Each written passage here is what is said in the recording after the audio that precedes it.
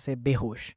जुन Shao ने चेंजियान से primal Heaven supreme token निकाला और आत्मसंतुष्टि से चिल्लाया, ये लो छोटे भाई, इस प्राइमल हेवन सुप्रीम टोकन को पकड़ो। तभी सिस्टम ने एक अधिसूचना दिखाई।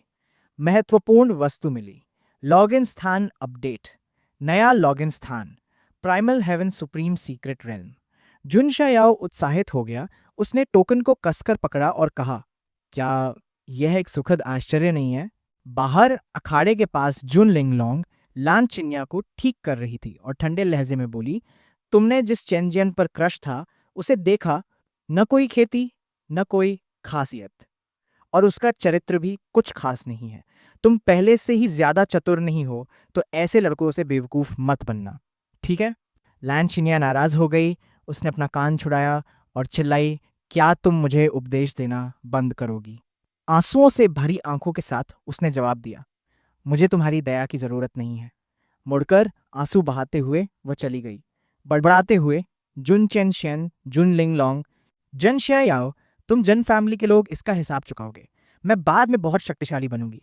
लेकिन अभी वह बस एक रोती हुई नासमझ लड़की की तरह लग रही थी। अपनी लूट लेने के बाद जुन श्याओ जुन लिंग लोंग के पास गया और टिप्पणी की, वाह, तुम्हें वाकई लोगों से बात करने की कला आती है ना? कोई आश्चर्य नहीं कि लोग तुमसे नफरत करते हैं। जुनलिंग लोंग ने बस अपनी आंखें घुमाई और कहा, मैं तो बस सच बोल रही हूं। जुन शाओ ने देखा कि लिंग लोंग को अभी भी कुछ समझ नहीं आया। थोड़ा निराश होकर उसने कहा, अगर तुम्हें बाहर कोई पीट दे तो मेरे पास रोने मत आना। लिंग लोंग ने शाओ की पहली बात तो छोड़ो, दूसरी बात भी नहीं पकड़ी और बस वहां पूरी तरह से भौंचक्की खड़ी रही। समय का बीतना और इस तरह गर्मियां और श्यानु बीत गए। फिर पतझड़ आया, पत्तियां गिरने लगीं, सर्दी जागी, वसंत आया और फूल खिले। समय कुत्ते की पूंछ का पीछा करने की तरह तेजी से बीत गया। पलक झपकते ही कई साल बीत गए। नया दृश्य। जुन फैमिली का तैरता हुआ द्वीप। एक छोटी लड़की जिसके कंधे पर एक प्यारा भूरा पक्षी बैठा था उत्साह से बोली, याय, हम आखिरकार यहां पहुंच गए।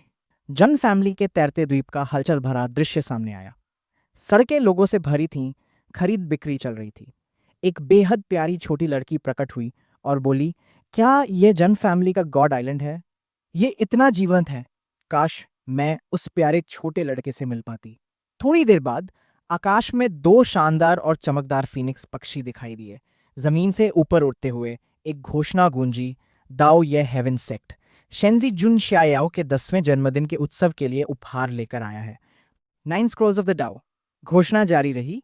ग्रेट एवोल्यूशन सेक्रेट ग्राउंड ने शेंजी को गैदरिंग गॉड जेड